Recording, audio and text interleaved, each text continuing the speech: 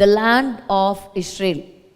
பரிசுத்த வேதாகமத்தில் பழைய ஏற்பாடு முழுக்க முழுக்க ஆரம்பத்திலிருந்து கடைசி வரை பார்த்தீங்கன்னா இந்த நிலத்தை பற்றியே தான் சொல்லப்பட்டிருக்கும்.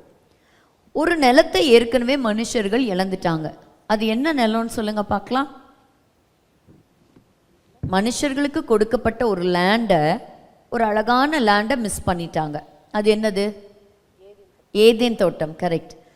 ஸோ அதற்கு பின்பாக வந்தது பார்த்தீங்கன்னா, ஆண்டவர் தெரிந்து கொண்ட இந்த ஆபிரகாமுக்கு கர்த்தர் வாக்கு பண்ணுறாரு, உனக்கும் உன் சந்ததிக்கும் நிரந்தரமாக என்னன்னைக்கும் இருக்கிறதுக்கு நான் ஒரு நிலத்தை கொடுப்பேன் அப்படின்னு சொல்கிறார், ஒரு லேண்டு கொடுப்பேன்னு சொல்கிறார். அதனால இந்த பழைய ஏற்பாட்டில் இருக்கக்கூடிய 39 புஸ்தகங்கள்லையும் நீங்கள் திருப்பி திருப்பி வாசிக்கும் பொழுது இந்த நிலத்துக்கு சம்பந்தப்பட்ட பல தீர்க்க தரிசனங்கள் பார்க்க முடியும். இந்த நிலத்தில் இருக்கிறதுக்கு கர்த்தர் தெரிந்து கொண்ட ஜனத்தை குறித்து நீங்கள் படிக்க முடியும். ஸோ பரிசுத்த வேதாகமத்தை குறித்து நமக்கு நல்ல ஒரு ஞானமும் நமக்கு ஒரு அறிவும் நிச்சயம் இருக்கணும். இன்றைக்கும் நம்ம ஒரு சில முக்கியமான இந்த நிலத்தை பற்றின காரியங்களை தான் நம்ம பார்க்க போகிறோம். ஸோ பார்க்குறதுக்கு முன்னாடி என்ன நடந்துட்டு இருக்கு அப்படிங்கிற ஒரு கரண்ட் நியூஸ். இந்த நியூஸை நீங்கள் கேட்குறீங்க. இந்த நியூஸை கேட்கும்போது அதுக்காக நீங்கள் கட்டாயம் நீங்கள் ஜெபிக்கவும் செய்யணும். ஆண்டவராகிய இயேசு கிறிஸ்து ஒரு ஜனத்துக்காக இல்லை, உலகத்தில் இருக்கக்கூடிய சகல மக்களுக்காக உலக ரட்சகராக அவர் வந்தார். எல்லா ஜனத்தையும் ரட்சிக்கணுங்கிறது தான் பிதாவாகிய தேவனுடைய திட்டம். சரி, நீங்களும் நானும் வாழ்ந்துட்டு இருக்கிற இந்த காலம் எப்படிப்பட்ட காலம் அப்படின்னு சொன்னால், கிட்டத்தட்ட நமக்கு முன்னாடி ஒரு 6000 வருஷம் வரலாறு இருக்குது. ஏதேன் தோட்டத்தில் ஆரம்பிக்கப்பட்ட இந்த வாழ்க்கை தொடர்ச்சியாக அந்த 6000 வருஷத்தில் பார்க்கும் பொழுது ஒரு முக்கியமான நேரத்தில் ஒரு த லாஸ்ட் மினிட் அப்படின்னு சொல்லலாம். அடுத்த ஒரு நிகழ்ச்சி ஆரம்பமாகிறதுக்கு அதற்கு ப்ரையாராக நம்ம நிற்கிறோம். அடுத்தது என்ன ஆரம்பிக்க போகுது அப்படின்னு கேட்குறீங்களா? அதுதான் 1000 வருஷ அரசாட்சி. ஸோ அந்த 1000 வருஷ அரசாட்சி யார் ஆட்சி செய்ய போகிறா? The champion our Lord Jesus Christ, our saviour the Lord Jesus Christ, our Lord Jesus Christ. அவர் ஆட்சி செய்ய போகிறார். கேட்குறதுக்கே ரொம்பவே ஆச்சரியமாக இருக்குல்ல. என்னடா இது, நம்ம வாழ்ந்துட்டு இருக்கிற இந்த பூமியை கடவுளே வந்து ஆட்சி செய்வாரா அப்படின்னு சொன்னால் ஆமாம். மனுஷனுடைய கையில் இருக்கக்கூடிய இந்த ஹியூமன் கவர்மெண்ட் நிச்சயமாக மாறும். அதே சமயத்தில் இதை உண்டாக்கின ஆண்டவருடைய கரத்துக்கு போகும். இதெல்லாம் நம்பலாமா அப்படின்னு கேட்டால் நம்ம யோசிக்க வேண்டியது என்ன அப்படின்னா, இந்த பைபிளில் எழுதப்பட்ட இந்த தீர்க்க தரிசனங்கள், இதுக்கு முன்னாடி சொல்லப்பட்ட எல்லா காரியங்களும் சொன்ன மாதிரியே நிறைவேறியிருக்கா? நிறைவேறி இருந்ததுன்னா 1000 வருஷ அரசாட்சி நடக்கும்னு எழுதி இருக்கிறதும் அதிக உண்மைங்க. ஒரு வசனம் வாசிங்களேன். ஏசாயா 44ஆம் அதிகாரம் 7வது வசனம். இந்த இடத்துல கர்த்தர் சொல்லக்கூடிய ஒரு முக்கியமான ஒரு வார்த்தை,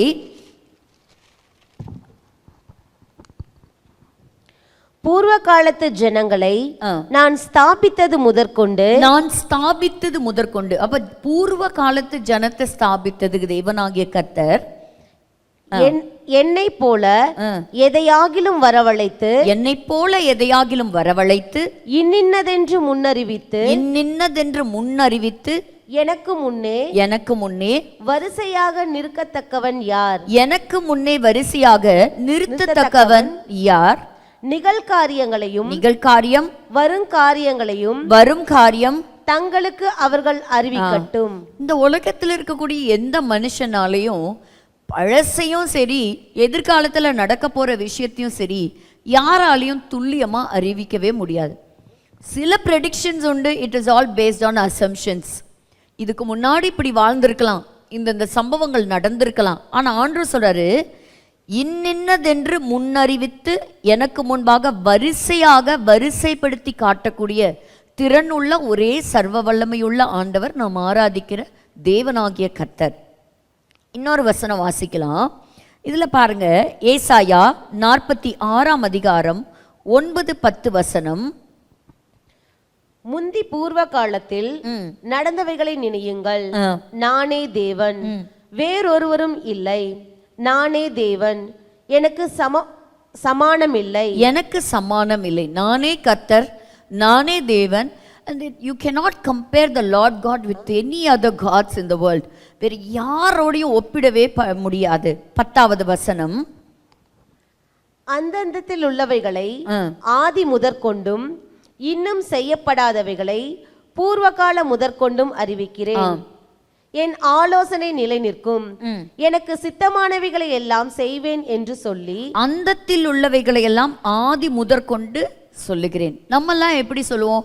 ஒரு கேள்வி கேட்டா ஒரு பிகினிங்ல இருந்து ஸ்டார்ட் பண்ணி ஒரு கிளைமேக்ஸ் எண்டு சொல்லுவோம். ஆனா ஆண்டவர் சொல்றாரு, he will begin from the end. இப்ப பாருங்க, from the end to the beginning. இப்போ அந்தத்தில் உள்ளவைகளை ஆதி முதற்கொண்டு இன்னும் செய்யப்படாதவைகளை பூர்வ காலம் முதற்கொண்டு அறிவிக்கின்ற தேவன். அப்படின்னா the Bible holds the most vital intelligent information. மனிதர்களால் கிரகிக்க முடியாத பல முக்கியமான துல்லியமான ரகசியங்களை கொண்டதுதான் இந்த பரிசுத்த வேதாகமம். அப்படி இருக்கும் பொழுது இந்த லேண்ட் ஆஃப் இஸ்ரேலை பற்றி இன்னைக்கு தெரியணும். ஏன் தெரிஞ்சுக்கணும்னு இன்னைக்கு நான் சொல்ல போகிற இந்த கரண்ட் அஃபேர்ஸ்லேருந்து இன்னுமே உங்களுக்கு ஒரு இன்ட்ரெஸ்ட் அதிகம்தான் ஆகும். பாருங்க, எது நடந்தாலும் சரி, இயேசு கிறிஸ்து வருகிறார், சீக்கிரமாய் வருகிறார். எல்லா தீர்க்க தரிசனங்களும் நிறைவேறுகிறது. அதே போல நிறைவேறிய ப்ராஃபஸீஸும் நமக்கு கன்ஃபார்ம் பண்ணக்கூடிய ஒரு விஷயம் என்னன்னா, Jesus is coming and he is coming very soon. சரி, வேகமாய் பார்க்கலாம். இன்னைக்கு நடந்து கொண்டு இருக்கிற சம்பவத்தை பார்க்கலாம்.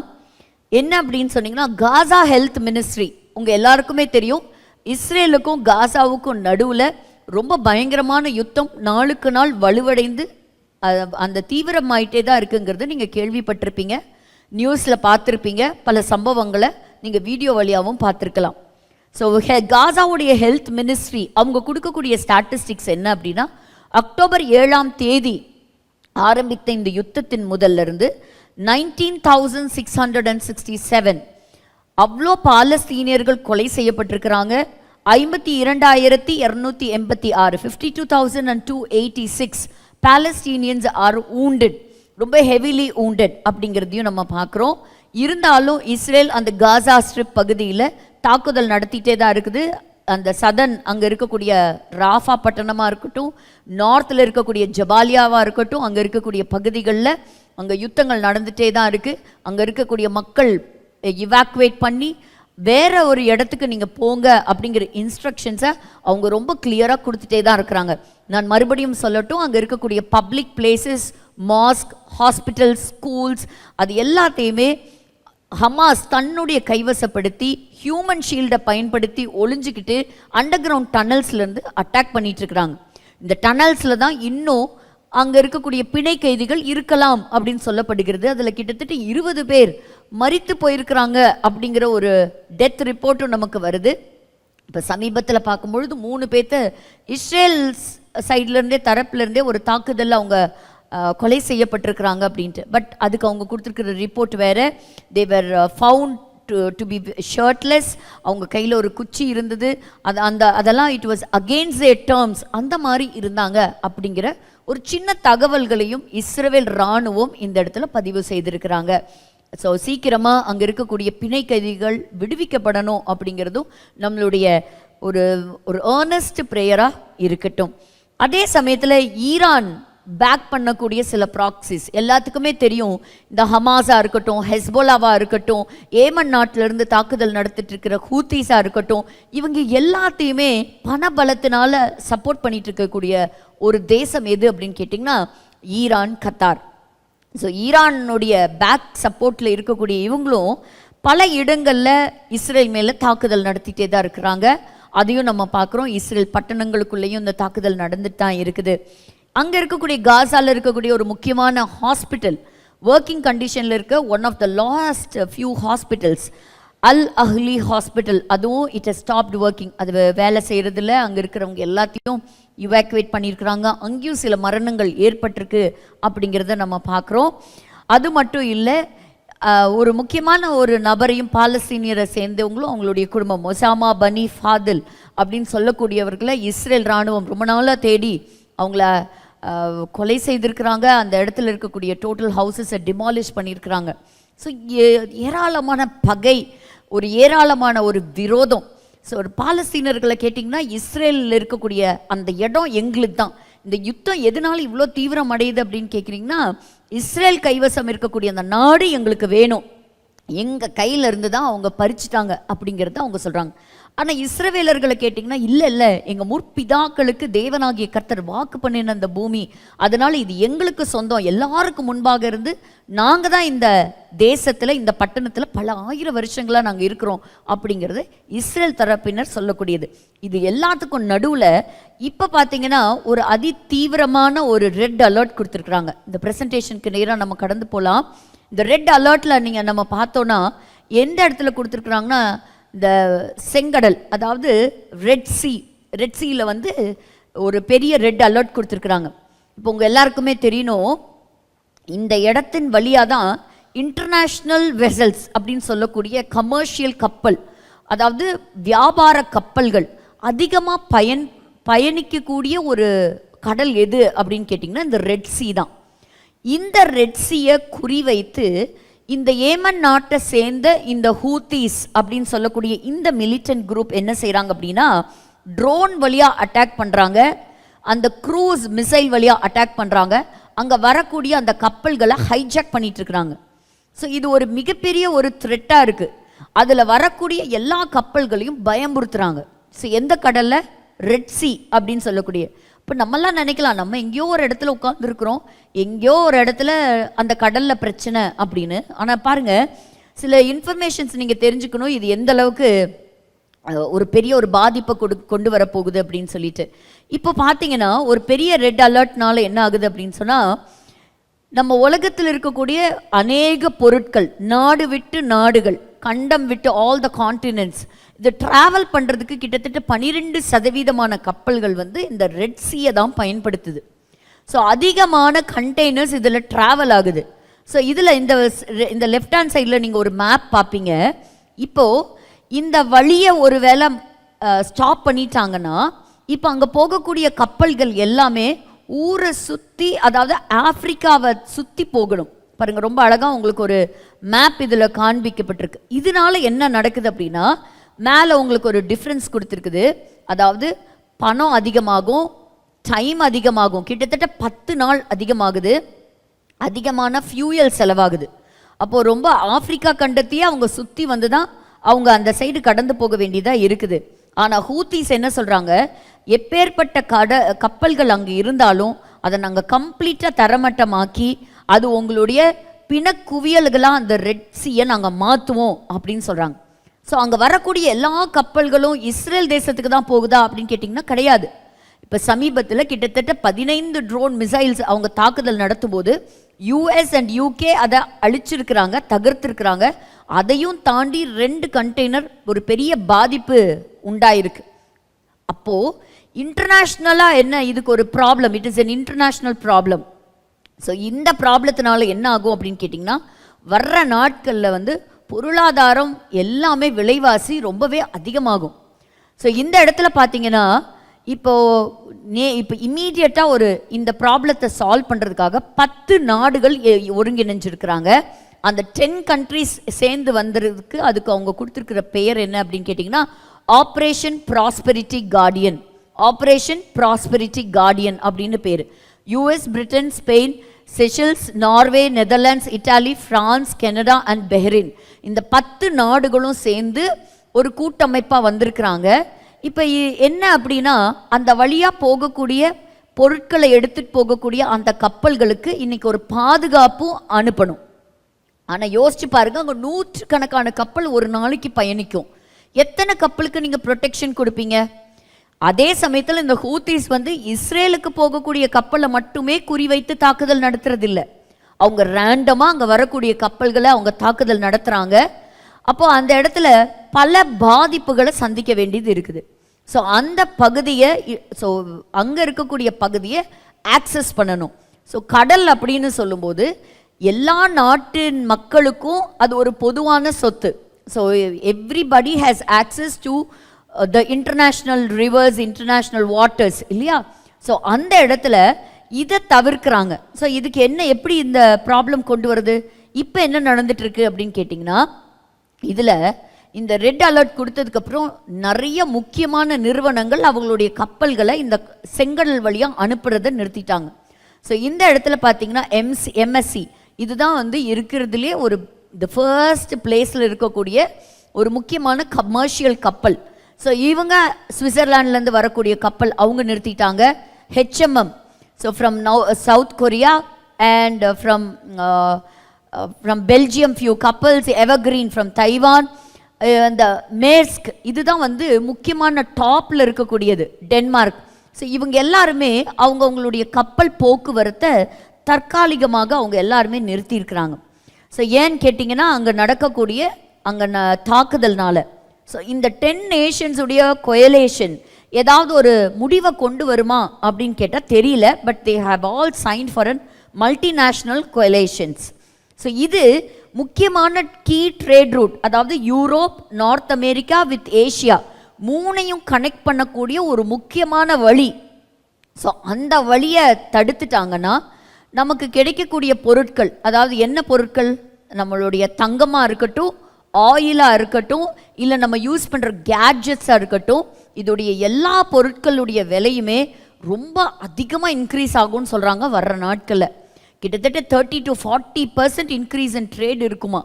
ஆயிலுடைய விலை இன்னொரு 3 to 4% இன்க்ரீஸ் ஆகுமா. ஏன்னு கேட்டிங்கன்னா 10 நாள் உங்களுக்கு அதிகமாகுது, அந்த கப்பல்களில் அதிகமான ஃபியூயல் செலவாகுது, பணம் அதிகம் செலவாகுது. அப்போ இதெல்லாம் எங்கே வரும்? சாதாரண மனுஷர்களாகிய உங்கள் மேலே என் மேலே தான் இது இந்த பணம் எல்லாம் அதிகமாயிட்டே வரும். சரி, இதை நிறுத்தலாமா அப்படின்னு பார்த்தா இந்த ஹூதிஸுடைய லீடர் மிஸ்டர் முகமது நாசர் அவர் கொடுக்குற ஒரு ஸ்டேட்மெண்ட் எப்படின்னா, we have capabilities to sink your fleet, your submarines, your warships. The Red Sea will be a graveyard.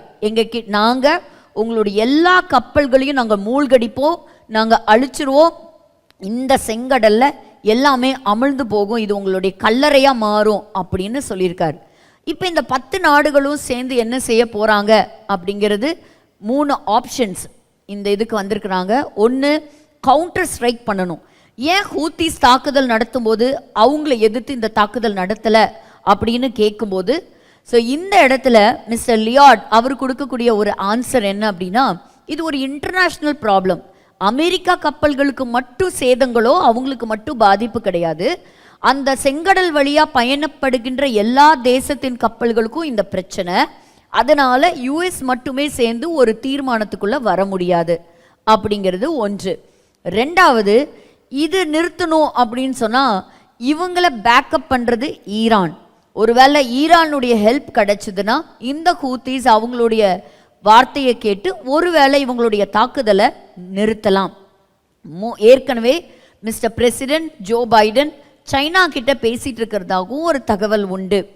இல்லைன்னா ஒரே ஆப்ஷன், இந்த யுத்தம் முடிவுக்கு வந்தாதான் இந்த பிரச்சனை முடியும். கிட்டத்தட்ட இஸ்ரேலுக்கு அகென்ஸ்டாக 153 கண்ட்ரிஸ் இப்போ எந்திரிச்சிருக்கிறாங்க.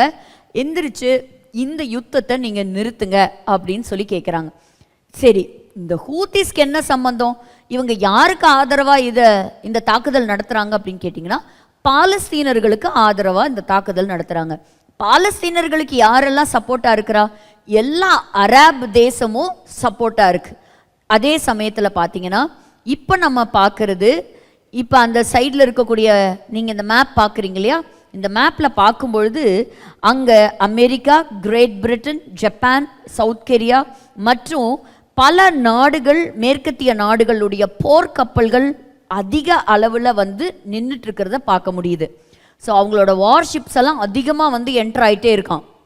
ஒருவேளை வரக்கூடிய நாட்களில் இது ஒரு பெரிய ஒரு யுத்தமாக மாறுமா அப்படிங்கிறது ஒரு மிகப்பெரிய கேள்விக்குறி.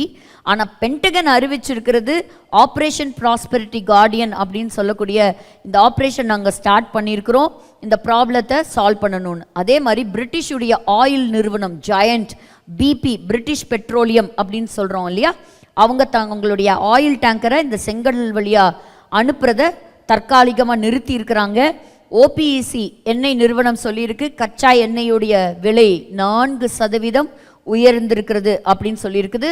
ஸோ எல்லா முக்கியமான ஆயில் நிறுவனங்களும் அவங்களுடைய கப்பல்களை நிறுத்திட்டாங்கன்னா எல்லா தேசத்துக்கும் வரக்கூடிய ஆயில், இந்த க்ரூட் ஆயில், அதோடைய சப்ளை ரொம்பவே குறைஞ்சிரும். வர்ற நாட்களில் ஒரு மிகப்பெரிய ஒரு பாதிப்பை எல்லா மக்களும் சந்திக்க வேண்டி இருக்கும் அப்படிங்கிறாங்க.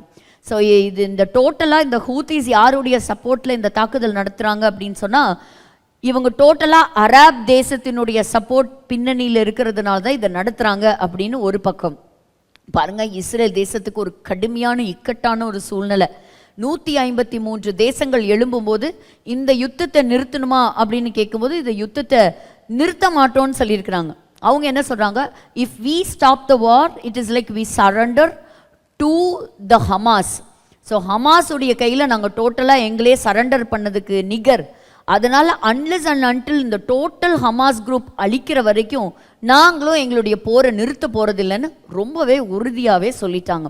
ஒரு பக்கம் இஸ்ரேல் இந்த பகுதியை அதோடைய கண்ட்ரோலுக்கு கொண்டு வர வரைக்கும் இந்த யுத்தம் நடக்காது. அதே சமயத்தில் இது என்டையர் குளோபல் ட்ரேடை ஒரு பெரிய பாதிப்புக்கு நேராக கொண்டு போகுங்கிறதுலையும் ஒரு மாற்று கருத்து எதுவும் இல்லை. ஸோ இதுதான் இன்றைய காலகட்டம். ஸோ இந்த யுத்தம் நிறுத்தப்பட தேவன் இந்த இடத்துல ஒரு மாற்றத்தை கொண்டு வர ஆண்டவர் மட்டும்தான் இறங்கி வந்து கிரியை செய்ய முடியும். அதனால் உங்களுடைய ஜெபங்களில் நினைங்க. இல்லைன்னா நம்ம சாதாரண மக்கள்லேருந்து இன்னும் கீழ்மட்டத்தில் இருக்கக்கூடிய மக்கள் ஒரு பெரிய பாதிப்பை சந்திக்க வேண்டியதாக இருக்கும். சரி, நம்ம போன வாரத்திலிருந்து பார்க்கும்பொழுது இந்த லேண்டை பற்றி நம்ம பார்த்துட்ருக்குறோம். இப்போ உங்களுக்கு புரிஞ்சிருக்கும், இப்போ இந்த உலகமே திரும்பி பார்க்குற அளவுக்கு நடக்கக்கூடிய இந்த பிரச்சனைக்கெல்லாம் காரணம் என்ன அப்படின்னு சொன்னால் த லேண்ட் ஆஃப் இஸ்ரேல். இது தாங்க பேஸ் ப்ராப்ளம். நான் போன வாரம் சொன்னது போல் கூகுளில் அதிகமாக தேடி விவரங்கள் எடுத்த ஒரு விஷயம் என்ன அப்படின்னு சொன்னால் இந்த இஸ்ரேல் இந்த பாலஸ்தீன இந்த கான்ஃப்ளிக்டை பற்றி தான். சரி, வேகமாக இன்றைக்கி ஒரு சில தீர்க்க தரிசனங்களையும் பைபிளுக்கு அப்பாற்பட்டு இருக்கக்கூடிய சில எவிடன்சஸையும் நம்ம பார்க்க போகிறோம். இப்போ போன வாரம் நம்ம பார்த்த இந்த சில ப்ராஃபஸிஸை நீங்கள் ஞாபகம் வச்சுக்கணும். பைபிளில் பல 100,000 வருடங்களுக்கு முன்பாக கர்த்தர் தம்முடைய தீர்க்கதரிசிகள் மூலமாக அவர் தெரிந்து கொண்ட மனுஷங்க மூலமாக பிற்காலங்களில் நடக்க போகின்ற நிறைய தீர்க்க தரிசனங்களை உரைத்தார். அதில் நான் உங்களுக்கு ஏற்கனவே சொன்னது போல பழைய ஏற்பாடு முழுக்க முழுக்க இந்த இஸ்ரேல் தேசம், it is all about the land of Israel. So இந்த ப்ராப்பர்ட்டி டாக்குமெண்ட் அப்படின்னு சொல்லலாம். இதில் நடக்கக்கூடிய பிரச்சனைகள், வரக்கூடிய கான்ஃப்ளிக்ட்ஸ், இது எப்படி ஓவர் கம் பண்ணுவாங்க, யார் ஜெயிப்பாங்க, என்ன நடக்கும், இது எல்லாமே ரொம்ப அழகாகவே ஆண்டவர் எழுதி வச்சிருக்கிறார். சரி, போன வாரம் நம்ம பார்த்ததில் த ஃபர்ஸ்ட் ப்ராஃபஸி நம்ம ஞாபகப்படுத்தி பார்த்துடலாம். A great nation to come from Abraham. So நம்ம எல்லாருக்குமே தெரியும் இவர் எந்த பட்டணத்திலேருந்து வந்தார் அப்படிங்கிறது. வேகமாக ஒரு வசனம் வாசிச்சிடலாம். அப்போஸ்தலர் 7ஆம் அதிகாரம் 2-3 வசனங்கள். அப்போஸ்தலர் 7:2-3. அதற்கு அவன், சகோதரரே பிதாக்களே கேளுங்கள், ஆபிரகாம் காரானூரிலே குடியிருக்கிறதற்கு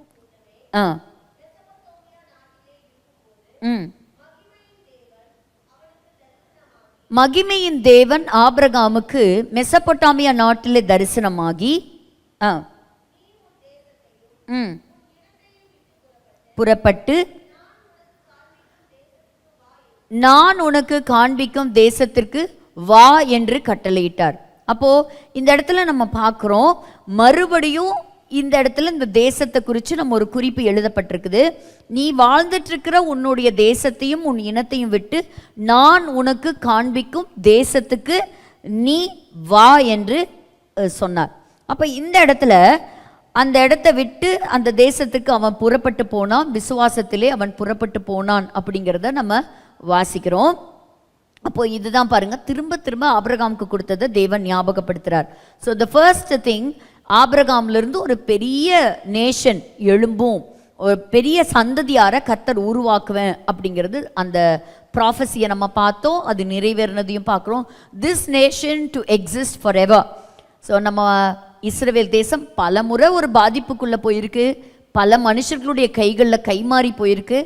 ஆனாலும் இந்த 2023 நம்ம அந்த நாட்டை திரும்பி பார்க்கும்போது இஸ்ரேல்னு ஒரு நாடு பிறந்து அந்த நாட்டில் ஆபிரகாமினுடைய சந்ததியார் அங்கே குடி போயிருக்காங்கங்கிறதையும் நம்மளால் பார்த்து ரொம்பவே வியப்போடு பார்க்க முடியுது. இது கிட்டத்தட்ட 2500 வருஷங்களுக்கு அப்புறம் இது நடந்திருக்குங்கிறது ஒரு ஆச்சரியம். So this nation will ever exist. அடுத்தது, இந்த இஸ்ரேல் தேசத்தை ஆள்றவங்க யார் அப்படின்னு கேட்டிங்கன்னா, இந்த 12 கோத்திரத்தில் ஆண்டவர் தெரிந்து கொண்ட ஒரு கோத்திரம் யூதா கோத்திரம். அதிலிருந்து தான் ராஜாக்கள் எழும்புவாங்க. அதே கோத்திரத்தில் தான் இயேசுவானவர் வந்தார். பிற்காலத்திலும் அந்த 1000 வருஷ அரசாட்சியிலே இயேசுவானவர் நிச்சயமாக இந்த பூமி முழுவதையும் ஆட்சி செய்யத்தான் போகிறார். 4வது தீர்க்க தரிசனம், கானான் தேசம் இஸ்ரவேலர்களுக்கு என்றென்றும் கொடுக்கப்படும். So Canaan will be given to Israel forever. Israel தேசத்தின் மக்கள் எகிப்து தேசத்தில் 400 வருஷங்கள் அடிமைகளாக இருப்பாங்க அப்படிங்கிறத கர்த்தர் ஆபிரகாமுக்கு முன்னறிவித்தார். அதாவது இன்னும் அவங்களுக்கு தலைமுறை தோன்றவே இல்லை, அதுக்கு முன்பாகவே ஆண்டவர் ரொம்ப அழகா ஆபிரகாமுக்கு சொன்ன ஒரு வார்த்தை.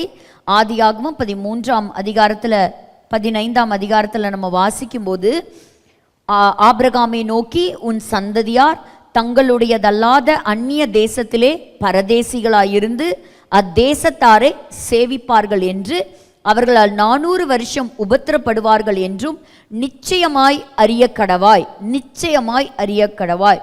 So 400 years of enslavement in Egypt. அடுத்தது 6வது தீர்க்க தரிசனம், யார் இந்த ஜனங்களை ஒடுக்குனாங்களோ அந்த ஜனங்களை நான் நியாயம் தீர்ப்பேன். யார் அந்த ஜனங்க? எகிப்து தேசத்தின் மக்களை நான் நியாயம் தீர்ப்பேன். 7வது தீர்க்க தரிசனம், எகிப்து தேசத்திலிருந்து நான் விடுதலையாக்கி அவங்கள வெளியே கொண்டு வருவேன். அவங்க வெளியே வரும்போது அதிக பொன்னும் பொருட்களோட வெளியே வருவாங்க.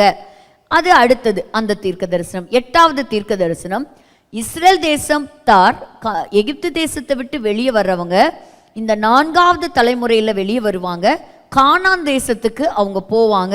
அது 8வது தீர்க்க தரிசனம். 9, கொஞ்சம் கொஞ்சமாக இந்த கானான் தேசத்தை அவங்க கைவசப்படுத்துவாங்க, கைப்பற்றுவாங்க அப்படிங்கிறது 9வது தீர்க்க தரிசனம். 10வது தீர்க்க தரிசனம், நல்ல சந்தோஷமாக செழிப்பாக கானான் தேசம் பாலும் தேனும் ஓடக்கூடிய அந்த ஆசீர்வாதமான பூமி அவங்க கைக்கு வந்த உடனே விக்கிரகத்துக்கு நேராக திரும்புவாங்க, ஆண்டவருக்கு விரோதமாக கீழ்ப்படியாமல் போவாங்க. அப்படிங்கிற இந்த முதல் 10 தீர்க்க தரிசனத்தை தான் நம்ம பார்த்துட்டு வந்தோம். இதில் சிலதை நம்ம பார்த்துருக்குறோம். ஸோ போன வாரம் நம்ம பார்த்தது போல் இந்த இஸ்ரவேலர்களை ஆட்சி செய்யக்கூடியவங்க எந்த கோத்திரத்திலேருந்து வருவாங்க? யூதா கோத்திரத்திலேருந்து வருவாங்கங்கிறத நம்ம ஞாபகம் வச்சுக்கணும். ஸோ 4வது தீர்க்க தரிசனம், ஆண்டவர் சொன்னார், கானான் தேசத்தை என்றென்றைக்கும் நான் இவங்களுக்கு கட்டாயம் கொடுப்பேன் அப்படிங்கிறத சொன்னார். ஒரு சில வசனங்களை இந்த 4வது தீர்க்க தரிசனத்திலேருந்து நம்ம படிக்கலாம். யோசுவா காலத்திலேயே ஆண்டவர் கொடுத்தாரு. யோசுவாவின் புஸ்தகம் 21ஆம் அதிகாரம், யோசுவா 21:43 வாசிக்கலாம். இந்த பிரகாரமாக கர்த்தர் இஸ்ரவேலுக்கு கொடுப்பேன் என்று அவருடைய பிதாக்களுக்கு ஆணையிட்ட தேசத்தை எல்லாம் கொடுத்தார். பாருங்க, சோ வார்த்தை நிறைவேறிடுச்சு. ஆபிரகாமுக்கு கொடுத்த அந்த ப்ராமிஸ் யோசுவாவின் புஸ்தகம் 21ஆம் அதிகாரம் 43ஆம் வசனத்துல அக்கம்ப்ளிஷ், இட் இஸ் ஃபுல்ஃபில்ட். அதை கர்த்தர் அவர்களுக்கு கொடுத்தார். ஆனா அதை முழுசா அவங்க சுதந்திரிக்கல. நீங்க சுதந்திரித்துக்கோங்கன்னு ஆண்டவர் சொல்லியும் அதை அவங்க சுதந்திரிக்க போயிட்டாங்க. 45வது வசனம் வாசிக்கலாம். கர்த்தர் இஸ்ரவேல் குடும்பத்தாருக்கு சொல்லியிருந்த நல் வார்த்தைகள் எல்லாம் ஒரு வார்த்தையும் தவறி போகவில்லை, ஒரு வார்த்தையும் தவறி போகவில்லை, எல்லாம் நிறைவேறிற்று. ஆண்டவர் எப்படி துல்லியமா பல வருஷங்களுக்கு 4 தலைமுறைக்கு முன்னாடி ஆபிரகாம் கிட்ட சொன்னாரோ அது அப்படியே நிறைவேறி இந்த ஜனங்களுக்கு இப்ப ரொம்ப அழகா அந்த கானான் தேசம் கிடைச்சிருச்சு. ஆனா அவங்க ஃபுல்லா கண்ட்ரோலுக்குள்ள கொண்டு வந்தாங்களான்னா இல்லை. ஆனா கொண்டு வருவாங்களா? ஏசாயா 60ஆம் அதிகாரம் 21ஆம் வசனம். ஏசாயா 60:21.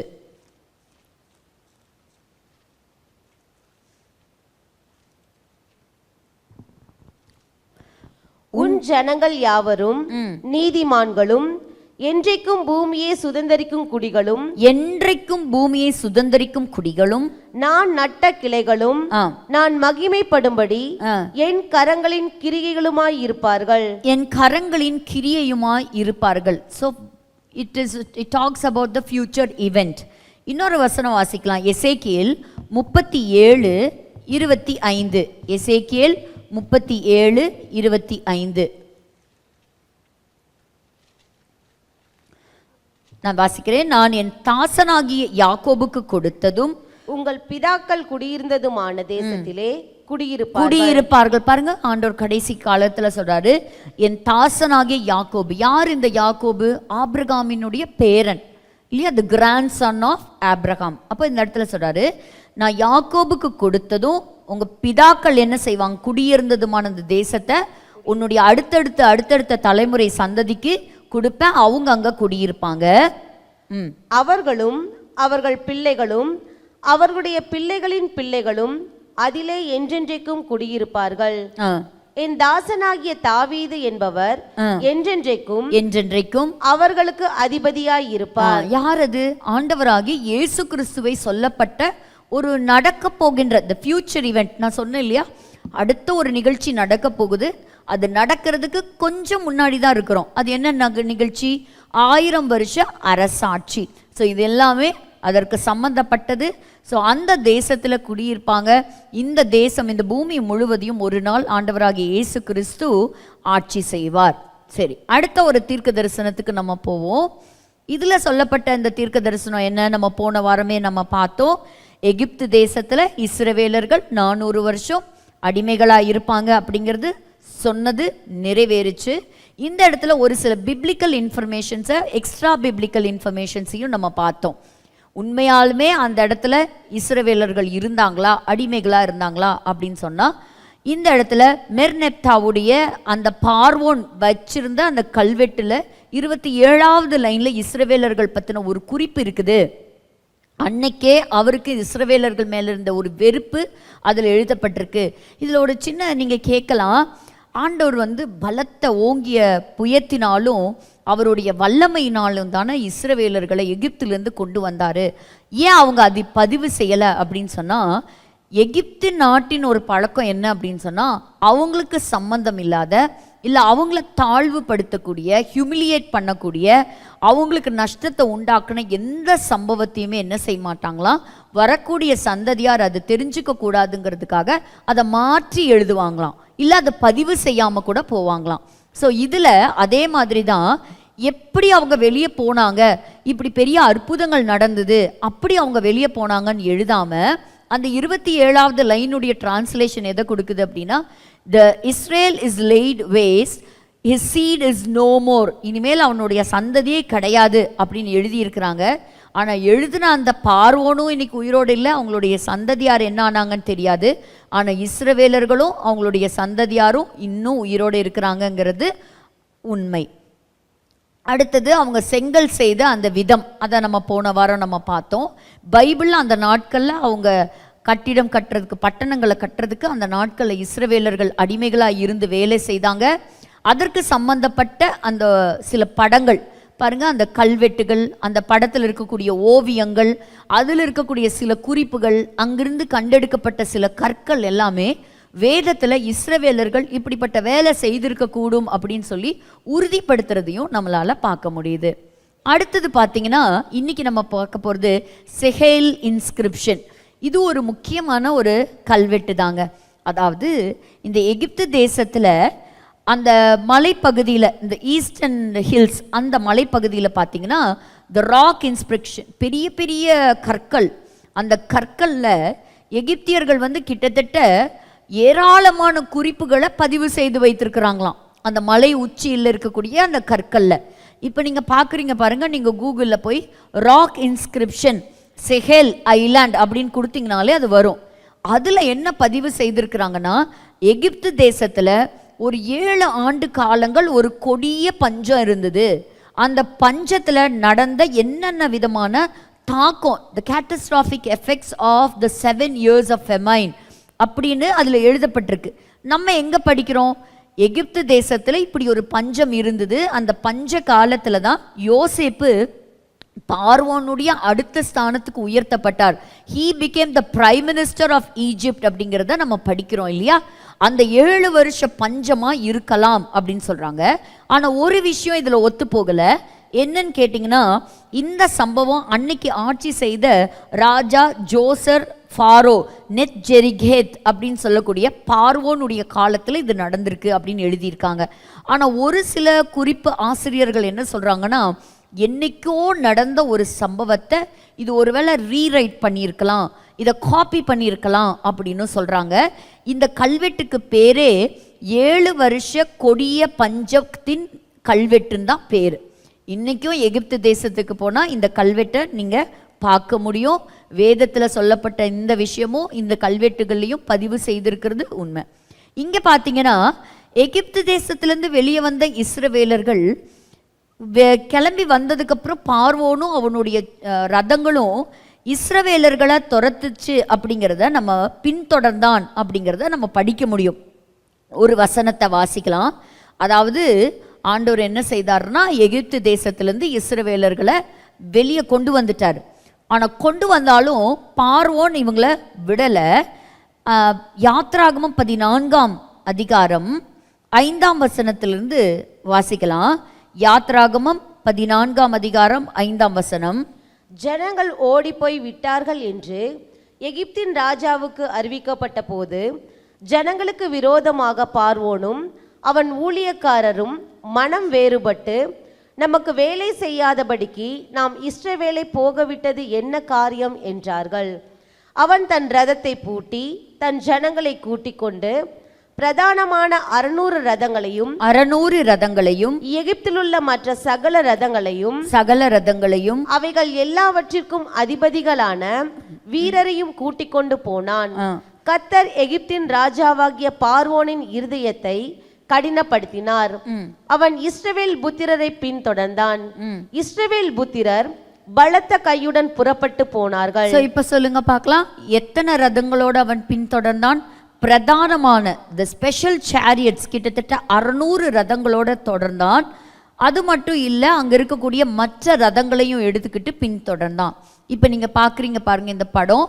இது எகிப்து வழியாக இருக்கக்கூடிய அந்த செங்கடல். அதாவது கிட்டத்தட்ட என்ன சொல்கிறாங்கன்னா ஆராய்ச்சியாளர்கள், இந்த கடந்த சில 100 ஆண்டுகளில் மட்டும், அதாவது சீயுடைய ஃப்ளோர், அதாவது அந்த கடைசி வரைக்கும் அழகாக டைவ் பண்ணக்கூடிய ஏராளமான ஸ்விம்மர்ஸ் அடியில் போய் அங்கே பார்த்துட்டு வந்திருக்கிறாங்களாம். இது நாள் வரைக்கும் இந்த சேரியட்டை பற்றி நிறைய விஷயங்கள் கேள்விப்பட்டோம். பார்வோனுடைய ரதம் கடற்கடியிலேருந்து கண்டெடுக்கப்பட்டிருக்காமே, அவன் ஓட்டிட்டு போன அந்த சேரியட், அந்த வீல் கிடச்சிருக்காமே அப்படின்னு. இப்போவும் நான் சொல்கிறேன், இதுக்கு ஒரு இன்னும் ஸ்ட்ராங்கான எவிடன்ஸ் இல்லை. பட் என்ன நடந்திருக்கு அப்படின்னா, விவேகா பாண்டன் அப்படின்னு சொல்லக்கூடிய ஸ்வீடிஷ் நாட்டை சேர்ந்த ஒரு லேடி, அவங்க சவுதி அரேபியாவோட பெர்மிட் வச்சுருக்குறாங்க, ஒர்க் பெர்மிட்டோட. சவுதி அரேபியா சைடில் அவங்க குதிச்சிருக்கிறாங்க. அவங்க குதிக்கும்போது அவங்க அடியில் கடலுக்குடைய ஆழத்தில் போய் ஒரு சேரியட்டுடைய வீலை கண்டெடுத்துருக்குறாங்க. அதில் அந்த ஸ்பைக்ஸ் எல்லாம் பார்க்க முடியும். இப்போ இதில் போட்டிருக்காங்க பார்த்தீங்களா, பிரதானமான 600 ரதங்கள். அதில் என்ன சொல்கிறாங்கன்னா, இதில் இருக்கக்கூடிய அந்த சில ரதத்தினுடைய அந்த சக்கரம், அந்த சக்கரம் சிலது தங்கத்தால் செய்யப்பட்ட சக்கரம். அதனால காலங்கள் தாண்டியும் அதுக்கு மேலே இருக்கக்கூடிய அந்த சில அந்த அதை படிஞ்சு போய் ஓவர் த இயர்ஸ் அதை படிஞ்சு போய் இருக்கிறத நீங்கள் பார்க்கலாம். ஆனாலும் அது அழியாமல் காக்கப்பட்டிருக்கு அப்படிங்கிறதும் இதில் சொல்லியிருக்கிறாங்க. அந்த சேரியட், அந்த அந்த ரதத்தினுடைய அந்த வீலை எடுத்துகிட்டு வந்து அதை கொண்டு வந்து யாருக்கு ப்ரெசென்ட் பண்ணாங்க அப்படின்னா, கெய்ரோ நாட்டில் இருக்கக்கூடிய எகிப்து நாட்டின் இந்த பழைய பொருட்களை ஆராய்ச்சி செய்யக்கூடிய கழகத்தை சேர்ந்த நாசிஃப் முகமது உசான் அப்படிங்கிறவர்கிட்ட இந்த பொருளை கொண்டு வந்து ஆராய்ச்சிக்காக கொடுக்கும்போது, இது எந்த காலகட்டத்தை சேர்ந்ததாக இருக்கலாம் அப்படிங்கும்போது 14ஆவது நூற்றாண்டு, கிறிஸ்து பிறப்பதற்கு 14 நூற்றாண்டுக்கு முன்பாக இருக்கக்கூடிய ஒரு பொருளுக்கு சம்மந்தப்பட்டது அப்படின்னு சொல்லும்போது, அந்த இன்சிடெண்ட்டும் இந்த பைபிளில் இங்கே ரெக்கார்டாக இருக்கக்கூடிய இந்த இன்சிடெண்ட்டும் ரொம்பவே டோட்டலாக மேட்ச் ஆகுது. பட் இன்னும் இந்த ஹையர் அஃபீஷியல்ஸ் அத்தாரிட்டிஸ் இதை கரெக்டாக கன்ஃபார்ம் பண்ணலை. பட் ஜோனத்தன் கிரேவ் அவர் எழுதிய அந்த புஸ்தகத்தில், அதில் அவர் சொல்லியிருக்க, அவர் இந்த பதிவை அவருடைய புஸ்தகத்தில் அவர் எழுதியிருக்கிறார். த ஃபார்பிடன் சீக்ரெட்ஸ் அப்படிங்கிற அந்த புஸ்தகத்தை படித்த அந்த அந்த புஸ்தகத்தில் அவர் பதிவு செய்திருக்கிறார். இந்த இடத்துல ஒரு குட்டி கதை என்னன்னா, ஒரு நாள் ஒரு சின்ன பையன் இந்த கதையை படித்து ரொம்ப ஆச்சரியப்பட்டு வியந்து போய் பயங்கரமாக சொல்லிட்டு இருந்தானோ, பாருங்களேன், இஸ்ரவேலர்கள் வந்து கடல் 2ஆக பிரிஞ்சு, கடல் 2 சைடும் அந்த தண்ணி வந்து மதில் சுவர் மாதிரி நின்று, கீழே இருக்கக்கூடிய தரை வெட்டாந்தர மாதிரி ட்ரை லேண்டாக மாறி அத்தனை லட்சக்கணக்கான ஜனங்க வந்து இந்த ரெட் சீயை கிராஸ் பண்ணியிருக்கிறாங்க.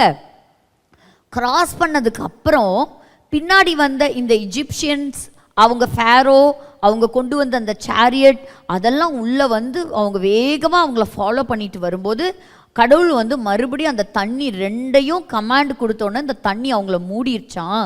இவங்க எல்லாம் மூழ்கி போயிட்டாங்களாம் அப்படின்னு அந்த ஸ்டோரி சொல்லி வியந்துட்டு இருக்கும்போது இது மேலே கொஞ்சம் கூட நம்பிக்கையே இல்லாத ஒருத்தர் இதை கேட்டுட்டு சொன்னாராம், தம்பி நீ படிக்கிற இந்த பாடம் ஏதோ நீ நினைக்கிற மாதிரி பெரிய கடலெல்லாம் இல்லைப்பா, அது ஒரு சின்ன கடல் தான். It is not a red C but it is a read C. அதாவது அந்த இடத்துல 6 அடி ஆழம்தான் இருக்கும், அதனால் ஒரு 6 ஃபுட் லாங் அவ்வளோதான் இருக்கும். அதனால் அவங்க ஈஸியாக தான் போயிருப்பாங்க.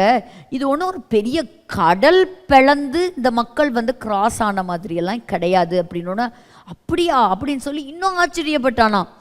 எதுக்கு தம்பி நீ ஆச்சரியப்படுற, இதில் நீ ஆச்சரியப்படுறதுக்கு ஒன்றுமே இல்லை அப்படின்னு சொல்லும்போது சொன்னானா, அந்த இவ்வளோ ஒரு முழம் அளவுக்கு தான் அந்த தண்ணி இருக்குன்னு சொல்கிறீங்களே, அந்த 6 முழம் தண்ணியில் ஆண்டவர் 600 ரதங்கள், பார்வோன் அவனுடைய சேனை, அவங்க ஓட்டிட்டு வந்த குதிரைங்க, இது எல்லாத்தையும் அந்த தண்ணியில் அமிழ்த்திட்டாருன்னா அப்போ அவர் எவ்வளோ பெரிய கடவுள் பார்த்தீங்களா அப்படின்னு சொன்னானா. அதனால் எப்படி திரும்பி பார்த்தாலும் இது நீங்கள் கடல்னு சொன்னாலும் சரி, இல்லை இது ஒரு சாதாரண ஒரு சின்ன பாதைன்னு சொன்னாலும் சரி, ரெண்டுமே உங்களுக்கு ஆச்சரியத்தை தான் கொடுக்கும். ஒன்று, இஸ்ரவேலர்கள் பத்திரமா அந்த இடத்துல கரை சேர்ந்தாங்க. ரெண்டாவது, அந்த ஆழத்தை எப்படி யூகிப்பீங்களோ யூகிச்சுக்கோங்க, ஆனால் அந்த இடத்துக்குள்ள இவ்வளோ பெரிய பெட்டாலியன், அந்த சேனை டோட்டலாக அமிழ்ந்து போயிருக்குங்கிறது ஒரு ஆச்சரியமான உண்மை. அடுத்த ஒரு தீர்க்க தரிசனம், 6வது தீர்க்க தரிசனம்.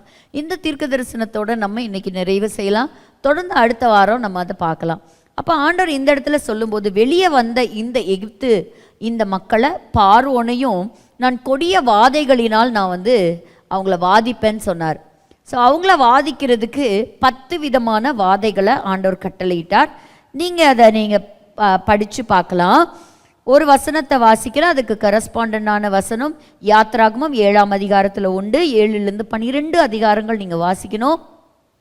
இல்லை, இந்த ப்ரீவியஸ் ஸ்லைட். இதில் பாருங்கள், ஆதியாகமம் 15-14 வாசிக்கலாமா? ஆதியாகமம் 15-14. இவர்கள் சேவிக்கும் ஜாதிகளை நான் நியாயம் தீர்ப்பேன், பின்பு மிகுந்த பொருட்களுடனே புறப்பட்டு வருவார்கள். இதெல்லாம் ப்ராஃபசி, இதெல்லாம் இன்னும் நடக்கவே இல்லை.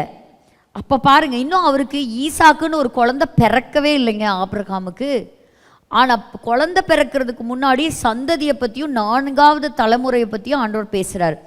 இவர்கள் சேவிக்கும் ஜாதிகளை நான் நியாயம் தீர்ப்பேன், பின்பு மிகுந்த பொருட்கள். அப்போ 2 தீர்க்க ப்ராஃபஸி 14 verse நம்பர் 14 கொடுத்துருக்கு.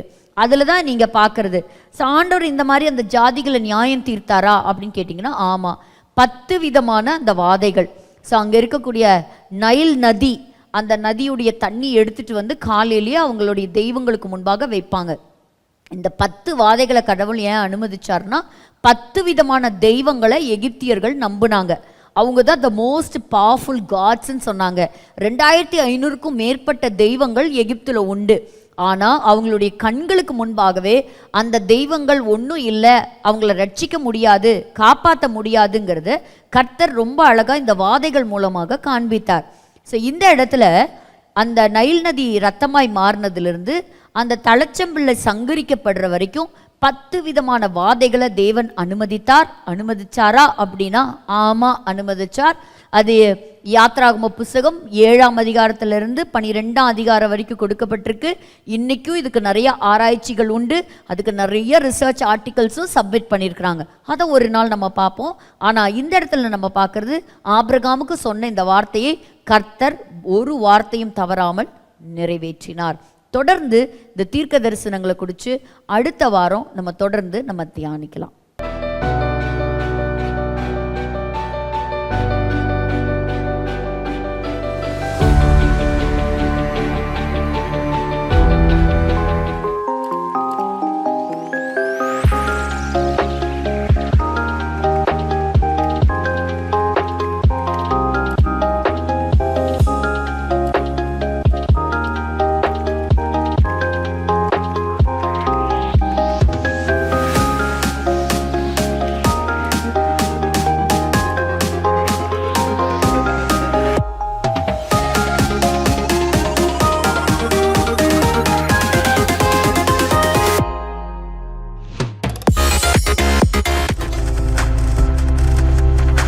பார்த்து கொண்டிருப்பது உங்கள் ஜாய் டிவி. உங்கள் துக்கம் சந்தோஷமாய் மாறும்.